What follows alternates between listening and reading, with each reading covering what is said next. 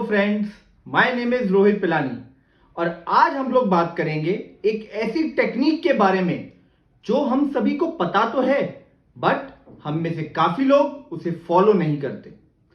इस टेक्निक को फॉलो ना करने के कई कारण हो सकते हैं, जैसे किसी की ईगो, इनकैपेबिलिटी, ओवर कॉन्फिडेंस वगैरह वगैरह। बट मेरे प्यारे दोस्तों, यह एक टेक्निक है जो कि आपके करियर को फास्ट ग्रो करने में मदद करती है। आप सभी लोग अपने करियर में ग्रो करें, अच्छा पैसा और इंसेंटिव कमाएं। इसी प्रयास से आज मैं आपको बताऊंगा इस टेक्निक की इंपॉर्टेंस। जी हां दोस्तों, मैं बात कर रहा हूं learn, unlearn and relearn cycle के बारे में। आप में से कितने लोग इस टेक्निक को जानते हैं, प्लीज कमेंट बॉक्स में लिखकर जरूर बताइएगा। जैसा कि हम सभी जानते हैं कि लर्निंग इज कंपल्सरी, बट आप में से कितने लोग यह जानते हैं कि अनलर्न उससे ज्यादा इंपॉर्टेंट है और रीलर्न तो सबसे ज्यादा इंपॉर्टेंट है। चलिए इन तीनों शब्दों को सिंपल लैंग्वेज में समझते हैं।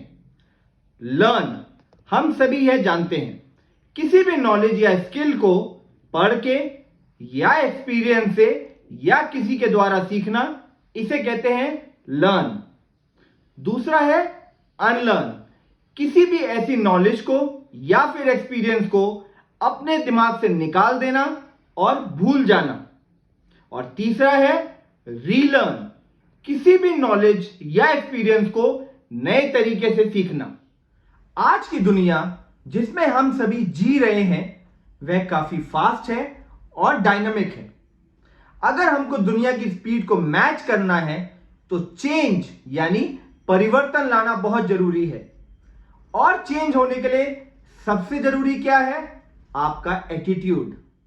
हमारे पास कई ऐसे एग्जाम्पल्स हैं जहां पर कई कंपनीज अपने प्रोसेस या थिंकिंग वे को चेंज नहीं कर पाई और दुनिया में लगातार हो रहे चेंजेस ने उस कंपनी को ही चेंज कर दिया। आज के टाइम में अगर कोई भी कंपनी अपने प्रोसेस को या फिर प्रोडक्ट्स को कस्टमर्स की रिक्वायरमेंट्स के मुताबिक चेंज नहीं कर पाती तो कंपनी कहां चली जाती है किसी को पता ही नहीं चलता। जी हां दोस्तों, मैं बात कर रहा हूं नोकिया, ब्लैकबेरी, कोडेक, याहू और ऐसी कई कंपनीज जो कि अपने समय की ऐसी कंपनीज थी जिनके प्रोडक्ट्स या सर्विसेज नाम से बिकते थे। बट आज वो कंपनीज कहां हैं? एंड आई एम श्योर आप में से काफी लोग इन कंपनीज के नाम को भी नहीं जानते होंगे या फिर भूल गए होंगे। Let me share the reasons जिनकी वजह से कुछ कंपनीज का हाल ऐसा हो गया जैसे मानो बिन पानी के मछली। चलिए शुरू करते हैं नोकिया से। इन 1990s and early 2000 Nokia mobile phones में इस विश्व की सबसे बड़ी कंपनी थी।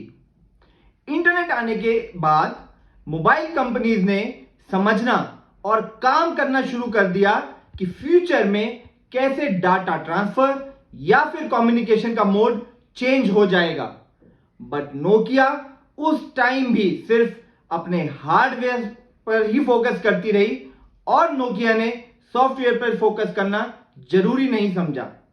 यह सबसे बड़ा कारण था, या फिर यह कहें कि नोकिया कंपनी की सबसे बड़ी गलती यह थी कि वह यह समझ ही नहीं पाए कि फ्यूचर में कस्टमर की डिमांड क्या होगी। नोकिया यह कभी इमेजिन ही नहीं कर पाई कि फ्यूचर स्मार्टफोन्स का होने वाला है और इसी वजह से नोकिया कंपनी फेल हो गई। इसके बाद 2008 में नोकिया ने फिर कोशिश करी और उन्होंने एंड्रॉइड से कंपीट करने के लिए कुछ प्रोडक्ट्स बनाए, लेकिन तब तक काफी देर हो चुकी थी। दूसरा एग्जांपल जो मैं आप सभी लोगों के साथ शेयर करना चाहता हूं वो है ब्लैकबेरी का। ब्लैकबेरी एक ऐसा नाम है जो हम सभी फोन्स एंड टैबलेट्स के लिए जानते हैं। ब्लैकबेरी 1998 से बहुत चलन में था और इसी ब्रांड ने मोबाइल इंडस्ट्री का नक्शा बदल दिया था। ब्लैकबेरी ही वह कंपनी है जिसने अपने फोन्स में कीबोर्ड को पेश किया था। 2000 तक आते आते यही वह ब्रांड था जिसने कस्टमर्स का दिल जीत लिया था कस्टमर्स की डेटा की सेफ्टी की वजह से। और उस टाइम तक ब्लैकबेरी का कोई कंपैरिजन भी नहीं था। उसके कुछ टाइम बाद इंडस्ट्री का ट्रेंड फिर चेंज हुआ बड़ी और टच स्क्रीन की तरफ। लेकिन ब्लैकबेरी ने इस दिशा में काम करने की बजाय उन्होंने कस्टमर्स की डेटा सेफ्टी और एक्सपीरियंस की तरफ ही ध्यान दिया। और यही कारण था कि कस्टमर्स ने उसके बाद ब्लैकबेरी की तरफ ध्यान देना बंद कर दिया और एक बहुत बड़ी मोबाइल कंपनी बंद होने के कगार पर चली गई। एक एग्जांपल और शेयर करता हूं आप सभी के साथ, वो है कोडेक का। कोडेक एक कैमरा बनाने वाली कंपनी थी जो कि 20वीं सदी में पूरी फोटोग्राफी इंडस्ट्री पर रूल करती थी। और कोडेक ही पहली ऐसी कंपनी थी जिसने 1975 में डिजिटल कैमरा लॉन्च किया था। बट उस डिजिटल कैमरा को प्रमोट करने की बजाय कोडेक ने अपने करंट रियल बेस्ड कैमरा को ही प्रमोट किया।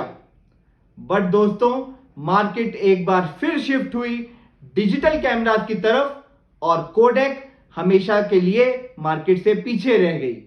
दोस्तों, यह थे कुछ ऐसी इस कंपनी के एग्जांपल्स जिन्होंने मार्केट में होने वाले चेंजेस की तरफ ध्यान नहीं दिया और learn, unlearn and relearn technique को नहीं समझा, अपनी वर्किंग स्टाइल्स को चेंज नहीं किया। और आज रिजल्ट क्या निकला? आज वो कंपनीज मार्केट में से मानो गायब हो गई हो। ऐसे और भी कई एग्जांपल्स हैं, बट मेरा मोटिव सिर्फ आपको चेंज की इंपॉर्टेंस समझाने का था। हम सभी लोग बचपन से ही सीखना शुरू कर देते हैं।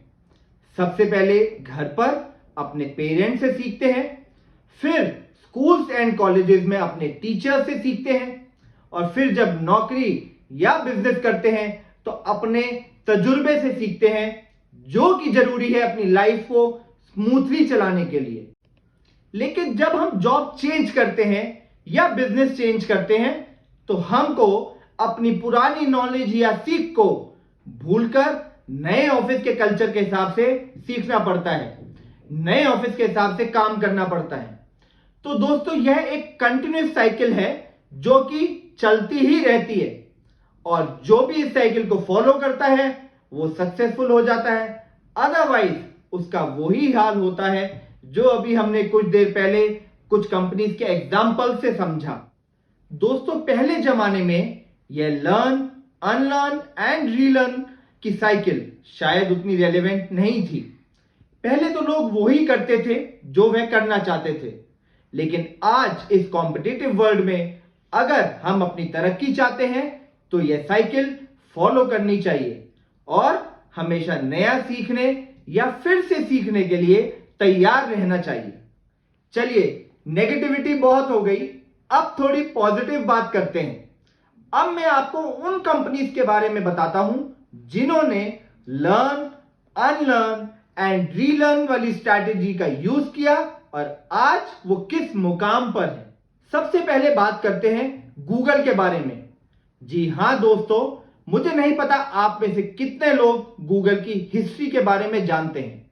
चलिए मैं बताता हूं। गूगल के शुरुआती दिनों में काफी मुश्किलों का सामना करना पड़ा था। गूगल एक अनप्रॉफिटेबल कंपनी थी और किसी ऐसे रेवेन्यू सोर्स की तलाश कर रही थी जिससे कि वह कंपनी बंद होने से बच जाए। 2003 में गूगल ने एक प्रोग्राम रोल आउट किया जिसमें अगर आपको किसी बिजनेस के बारे में कुछ भी जानकारी प्राप्त करनी है तो गूगल पर सर्च कीजिए। गूगल ने एक सर्चिंग प्लेटफॉर्म बनाया और दोस्तों, वह स्ट्रेटजी ऐसे काम कर गई जैसे गूगल की तो काया पलट गई और गूगल कंपनी ने वहां से जो यू टर्न लिया फिर वह नहीं रुके। गूगल पूरे विश्व में फेमस हो गया। इन 2008 गूगल ने पहली बार 21 बिलियन का रेवेन्यू रिपोर्ट किया। उसके बाद तो हम सभी गूगल के बारे में बहुत अच्छी तरीके से जानते हैं। फेसबुक के बारे में हम सभी जानते हैं। शुरुआती दिनों में फेसबुक सिर्फ कॉलेज गोइंग स्टूडेंट्स में ही फेमस थी, बिकॉज फेसबुक ने कुछ ऐसी रिस्ट्रिक्शंस लगा रखी थी, जैसे एज कितनी होनी चाहिए, और फेसबुक यह भी चाहता था कि उनके किसी कस्टमर का डेटा लीक ना हो, और इन्हीं कुछ कारणों से फेसबुक एक्सपैंड नहीं कर पा रहा था। इन 2005 जब मार्क जकरबर्ग फेसबुक के सीईओ बनकर आए, तो उन्होंने कुछ नई रणनीतियां बनाई, कुछ नया किया, जैसे फेसबुक में एज लिमिट कम करी गई, और फिर 13 साल के नीचे वाले एज के ग्रुप को with valid email address Facebook पे लॉगिन अकाउंट बनाने का ऑप्शन दिया गया। और आज हम सभी फेसबुक के बारे में जानते हैं। मार्क जकरबर्ग ने वही किया जो हमने डिस्कस किया था। जो हो रहा था उसमें कमी समझी, फिर नई स्ट्रैटेजी बनाकर फेसबुक को सक्सेसफुल बनाया। एक एग्जांपल और शेयर करता हूं आप सभी के साथ, एप्पल का। इन 1993-97 में एप्पल कंपनी स्ट्रगल कर रही थी अपने आप को प्रॉफिटेबल बनाने के लिए। जब 1997 में स्टीव जॉब ने कंपनी को ज्वाइन किया, उन्होंने ऐसे कुछ डिसीजन लिए जिससे एप्पल का फ्यूचर बदल गया। एप्पल ने आईफोन की कमियां समझी, उसको चेंज किया। आईपॉड्स एंड कंप्यूटर जैसे नए प्रोडक्ट्स मार्केट में लॉन्च किए बेस्ड ऑन कस्टमर रिक्वायरमेंट। फिर क्या था, आज एप्पल वर्ल्ड की one of the biggest mobile company में गिनी जाती है। मैं आप सभी को यह बताना चाहता हूं कि जो भी सक्सेस स्टोरीज अभी आप लोगों के साथ शेयर करी गई, वो अपने आप सक्सेस स्टोरीज नहीं बनी। उनको सक्सेस स्टोरीज बनाने के लिए उनके पीछे बहुत से ऐसे लोगों का हाथ है जो यह जानते थे कि पुरानी नॉलेज, पुरानी टेक्नोलॉजीज की वजह से वे कभी ग्रो नहीं कर पाएंगे। पुरानी नॉलेज को भूलना, नई नॉलेज लेना, पुरानी टेक्नोलॉजीज को छोड़कर नई टेक्नोलॉजीज को यूज करने से ही वे अपने आप को और अपनी कंपनी को सक्सेसफुल और बड़ा बना पाएंगे। यह करने के लिए सबसे पहले यह एक्सेप्ट करना बहुत जरूरी है कि हमारी करंट स्ट्रैटेजीज काफी वीक हैं। हमें उन्हें बुलाकर नई स्ट्रैटेजी सीखनी पड़ेंगी और अपना पूरा फोकस मार्केट को अंडरस्टैंड करते हुए उन स्ट्रैटेजीज को इंप्लीमेंट करने पर होना चाहिए। और यह हमारी लाइफ में भी सही साबित होता है। हम सभी को कभी ना कभी ऐसी प्रॉब्लम्स को फेस करना पड़ता है। कभी ना कभी कुछ ऐसी असफलताएं, चाहे वो स्टडी में हो, जॉब में हो, बिजनेस में हो या फिर फैमिलीज में हो, हमें इनका सामना करना पड़ता है। तब हमारे सामने दो ऑप्शंस होते हैं। पहला यह है कि हम जिंदगी से समझौता कर लें और जिंदगी को यूं ही चलने दें, या फिर दोबारा स्ट्रांग बने, अपनी सारी पुरानी नॉलेज को जो हमने अभी तक सीखी थी और आज जो कि किसी काम की नहीं है, उसे भुलाकर नई नॉलेज गेन करें और एक बार फिर स्ट्रैटेजी बनाकर कम बैक करें। आज के करंट सिनेरियो में बड़ी बड़ी कंपनीज भी ऐसे ही लोगों को प्रेफरेंस देती हैं जो सिचुएशन को समझकर उस पर क्वेश्चंस कर सकें, दूसरों के ओपिनियंस को सुनकर और अपने आप को चेंज करने के लिए तैयार हों। अपनी पुरानी नॉलेज को भूलते हुए नई नॉलेज को इंप्लीमेंट कर सकें और कंपनीज को प्रॉफिटेबल बना सकें। This brings us to the final part of our video, जो कि है the benefits of learn, unlearn and relearn cycle. यह सच है और आप भी इसको एक्सेप्ट करेंगे कि सक्सेस उन्हीं को मिलती है जो अपने आप को मार्केट के अकॉर्डिंग चेंज करने के लिए तैयार हैं।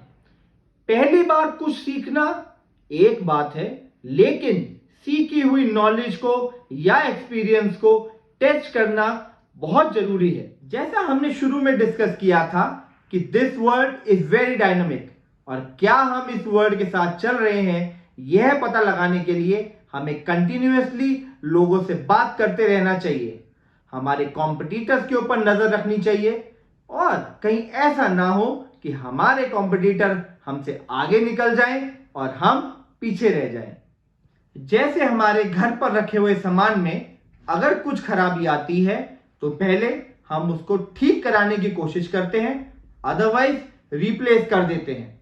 वैसे ही हमें अपने काम में अगर कोई कमी दिखाई दे तो हमें इमीडिएटली अपनी नॉलेज को टेस्ट करना चाहिए और आज के ट्रेंड के हिसाब से नई नॉलेज लेनी चाहिए।